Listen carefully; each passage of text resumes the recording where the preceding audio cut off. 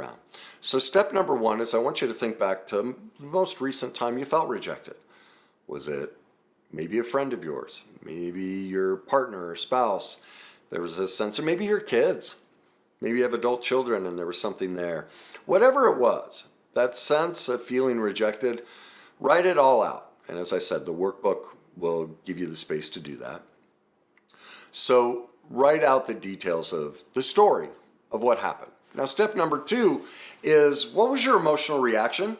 And really detail it. Now, if you aren't great with emotions, again, at the website, under that free content, there's a free feelings wheel. I encourage you to download that as well. Use that for this process. Get really detailed as to all the emotions you experienced. Were you sad? Were you angry, frustrated, confused, consternated? What was it that you experienced that in that moment of rejection, those deep feelings, all right? Now, the next step in this, step three, is what does it mean that they didn't do these things for you or didn't show up or didn't care for you in the way that you were hoping? Now, that's the question. What does it mean? Did you conclude that if they didn't say yes to this or didn't do this or whatever it was your conclusion that they didn't care about you or care for you? You know, that they were selfish or something along those lines, but somewhere inside of there, their inability to show up for you in the way you requested or demanded or would have liked, is that there a deep sense that the conclusion is they just don't care about you? Because if they really cared about you, they would have shown up? Think about that. I've never met anyone that hasn't come to that conclusion. So step number 5, what's your first memory of having that exact same feeling where you concluded that, my gosh, this means I'm not worthy of being cared for? That mom, dad, brother, sister, aunt, uncle, coach, priest, friend, what's your first memory? For everyone, obviously, their first memory is childhood. And in that moment when maybe you didn't get to eat dinner that night, maybe you didn't get to play the sport or do the activity you wanted, maybe you weren't listened to, maybe you were left outside to play when it was freezing cold. What was it? Where were you left with the sense that you weren't worthy of being cared for? It'll always be found somewhere in childhood, okay? Step number 6, part of step number 5 is telling the story of how you weren't cared for, just like you did in step 1. Really detail it out. So now you have the two stories to compare. You're going to see the basic words and the basic structure are virtually identical. Not only are the feelings the same, not only is the experience the same, maybe a different person, but they're almost identical. All right? Step number 6. Now we're going to start turning it around. Are there other possible reasons this person didn't do what they said they would do? Are there other possible reasons this person decided they didn't want to go on a date with you or didn't want to help you clean out the garage? Whatever it may have been that created this initial feeling of rejection. Start listing what other possible reasons they could come up for. Maybe they were sick. Maybe they were tired. Maybe they had a long day. Maybe they needed alone time. Maybe they just decided they liked blondes, not brunettes. Maybe they like different sports than you do. Maybe your politics are different. Maybe the religion is different. What other possible reasons could have come up for them not to show up and care for you in this instance? List all the possible reasons. I don't care if they sound crazy, but you're going to start to see, you're going to realize, oh my God, there are literally hundreds of possible reasons this person chose something different. And what you're going to discover is they have absolutely nothing to do with you. They have to do with what that person's morals and values are, what their needs and wants are, and what they found negotiable and non-negotiable, which is not a reflection on you. It's like, somebody likes sherbet, ice cream instead of rocky road. Is that a rejection of you or just a different like? Somebody didn't go to the movies with you. Is that possible because they rather go monster truck watching than the movies? That's not about you. They just like something different. Do you see, when people choose something different, all they're ever doing is choosing something that they like, that works for them. That doesn't mean what we like is bad, but we will internalize it as though what we like or what it is we want is bad. And so this gets to step 7. Do you see what this teaches us about us? Do you see that we're reacting to our perception? We're not reacting to reality. It's our interpretation of what might have happened, not what actually happened. So because of our childhood pain, because of our original wounds, our original abandonment, whatever it was, we learned a perception that we were unworthy of care. And we bring that. This is why I talk about all the time. We may say we're an adult, but science shows, the studies show 95% of our adult life, all we're ever doing is reliving our childhood pain. We are not present. And this rejection is the perfect example. We are 45, 65, 85 years old, and our daughter decides, I don't want you at my baby shower, and we think it's a rejection of us. It has nothing to do with us. It has to do with our daughter and what works for her, and she gets to decide that. She's an adult. But yet we're bringing those moments from the past, and we're choosing an interpretation and a perception. Who knows? Maybe you just never realized that her husband is incredibly controlling, and he won't allow you around, and she's never told you. That's possible. There are all these possible things, but we always choose an interpretation and a perception that identifies us as being unworthy of being cared for. Did you also notice that in every instance, we choose the worst possible interpretation? That's what's happening in rejection. We're actually rejecting ourselves. We are creating an interpretation that goes against us, and we're choosing the worst one possible. We actually learned in those early traumatic moments to feel a sense of unworthiness. And as I talk about in my book, Your Journey to Success, this is all part of the worst day cycle. And this actually gets into the shame and denial portion. In shame, as adults, we actually re-victimize ourselves. In other words, we choose to relive the original pain from childhood because it gives us power. And this is proof of it. We're choosing interpretations and reactions that put us in that same traumatic position. But here's the difference. As a child, I was defenseless. I couldn't stop my parents' perfect imperfections. It happened to me. But now as an adult, here I am. Instead of cycling through the thousands of different possibilities of why they chose to do something different, we instantly chose, this means I'm unlovable, I'm not worth being cared for, I'm not worthy, and we instantly choose that this must mean something terrible about me. That is us choosing to victimize ourselves. And then we go into denial. Don't want to admit that I'm doing this. No, Kenny, it's them who rejected me. This isn't me. We don't take responsibility because we haven't been shown how.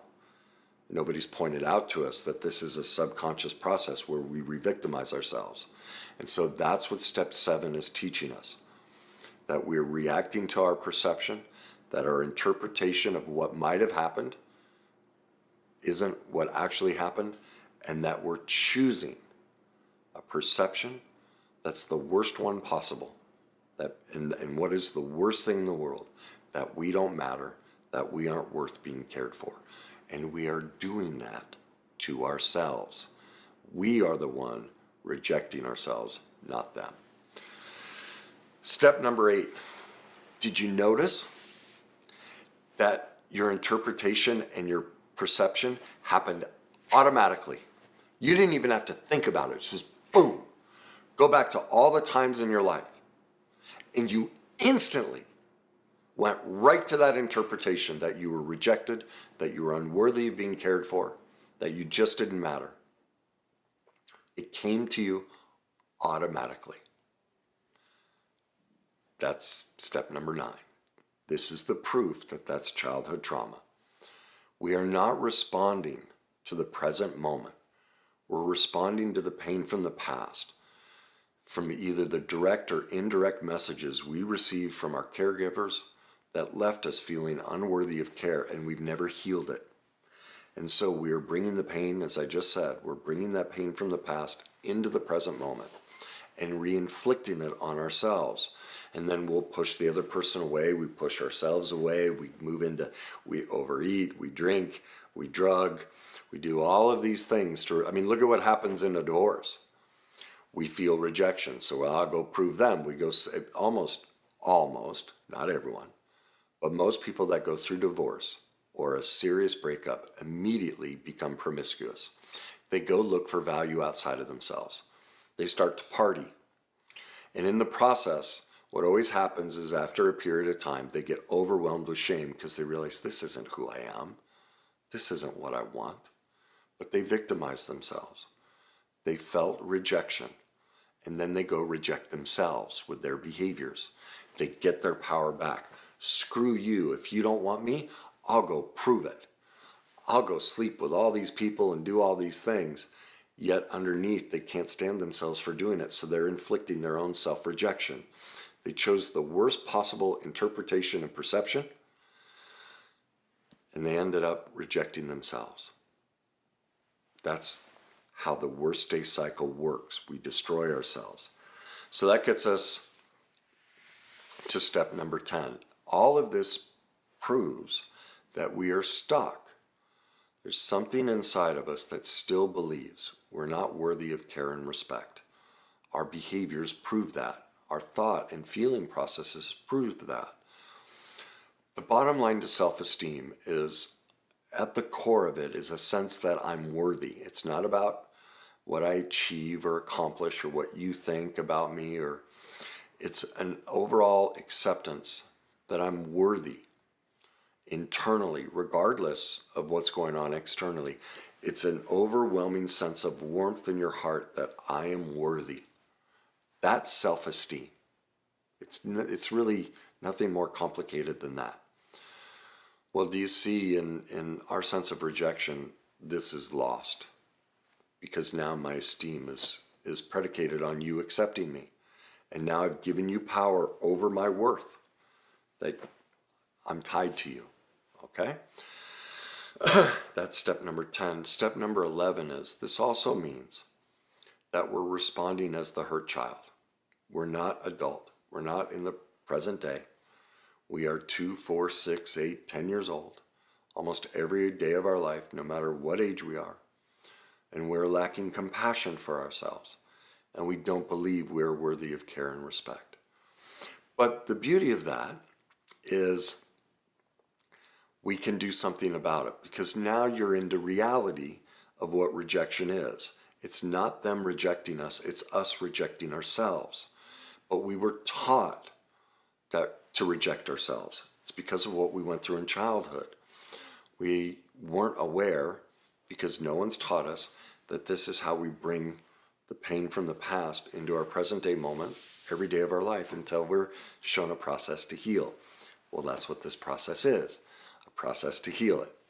So let's start moving in the direction of healing that. Now we're at step number 12. Make a declaration.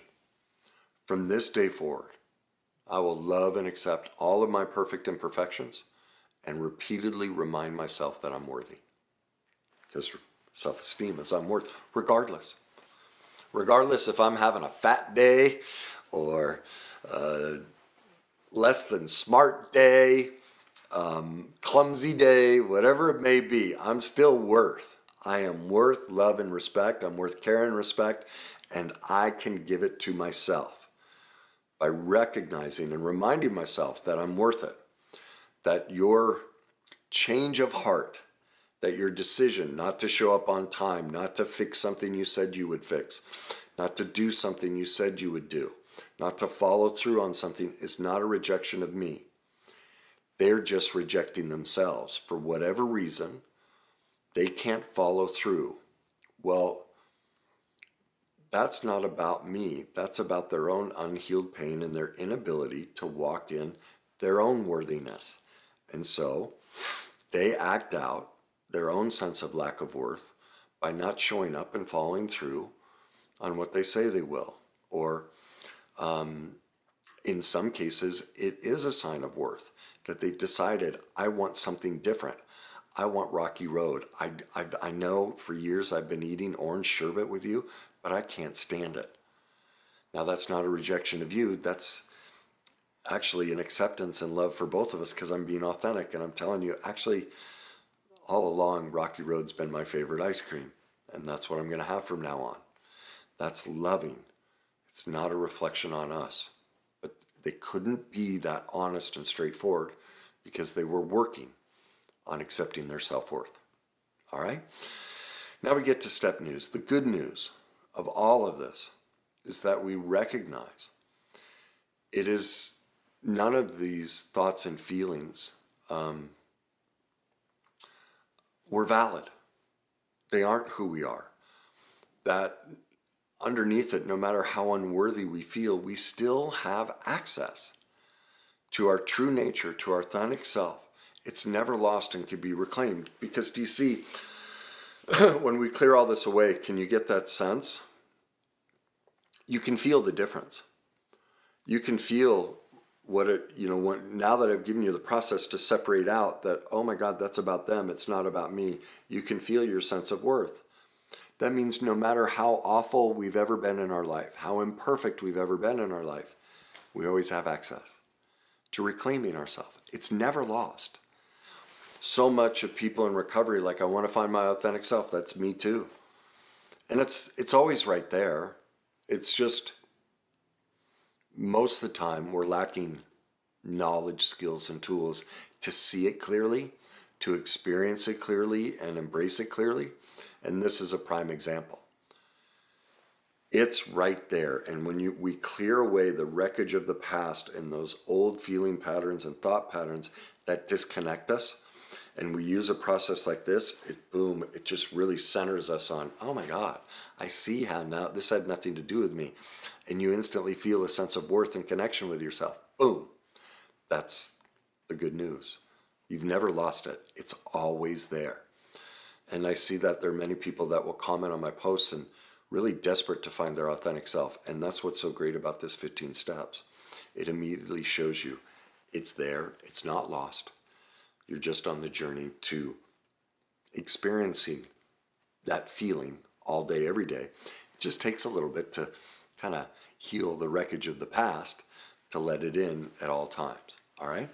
Now, the better news is that we can see that all of our so-called negative reactions, our imperfect reactions to these things, claiming and feeling like we're rejected, do you see how they're not a problem?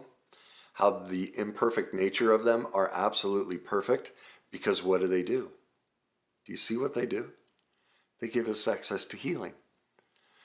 Now that you know this process, when you feel rejected, instead of, like, everyone's like, oh my God, I never want to feel rejected. I never want to feel anything negative. I never want to feel unworthy. Well, what did the process of rejection and feeling unworthy bring you to? Worthiness, to your authentic self. Oh my God, please, let me experience this. It breaks my heart every time I see people in posts. I've given up on men. I've given up on women. They just shut off themselves. They've dropped out of life. And it's only because, that sounds very judgmental, like I'm saying there's something bad with them. I wonder if they would choose that interpretation. It's not. It's actually tremendous empathy, that because we don't teach these skills and tools, they don't realize that all of that pain leads them to everything they want. It's the doorway. And so it's like I always say, the more my life gets terrible, the more excited I become. It just means I'm close to something. It means I'm closer to another sense, a deeper sense of feeling my inherent worth, a deeper sense of connecting to my authentic self, of accepting all of me and my imperfections, because these imperfections show up to give us the opportunity to reconnect to ourselves.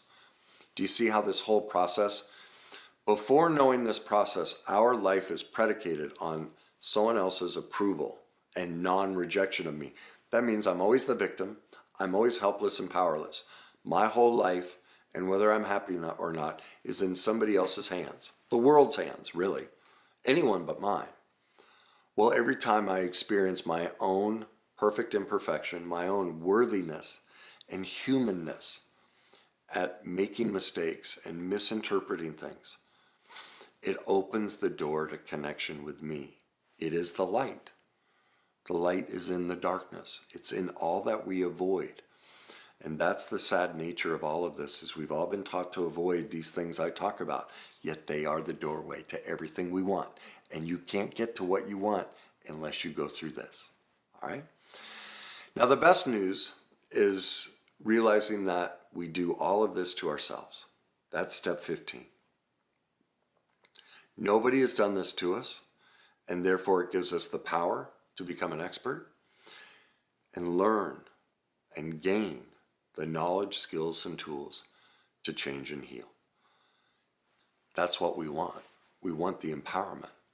We want the sense. We just need to know how. Well, this is the step. So if you're tired of feeling that sense of rejection, if you're tired of reliving that pain from the past, this 15-step process, there's several other downloads that I have on my website as well. They're all part of the process to reconnecting, to recognizing and feeling your sense of inherent worth. I encourage you to download them all and go through all of the exercises and everything.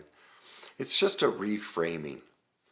It's recognizing that, everything that was imprinted in us in childhood was perfectly imperfect, and we have the choice if we want to address it and embrace the imperfect nature of it so that we can feel perfectly okay with it and our humanness. I know this, anyone that's chosen to do that work, they do. They succeed.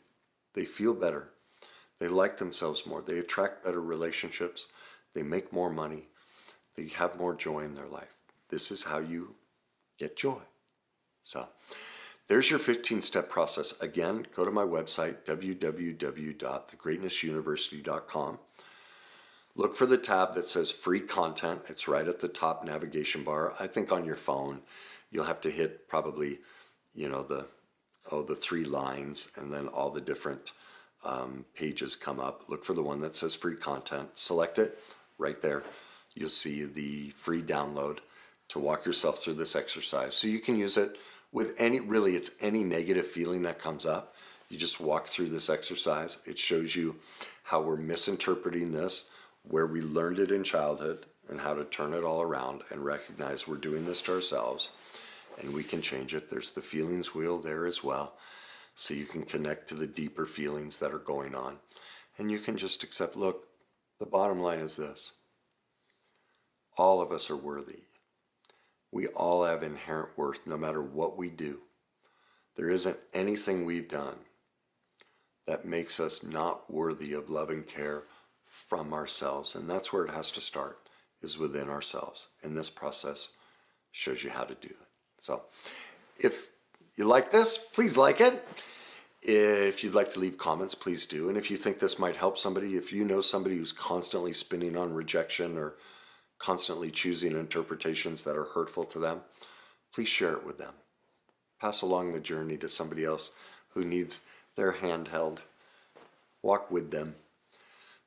Be that protector and person that cares for them, even if they can't see it. They may not be ready to. That's okay. Walk them along that journey. And as I always say, enjoy the journey.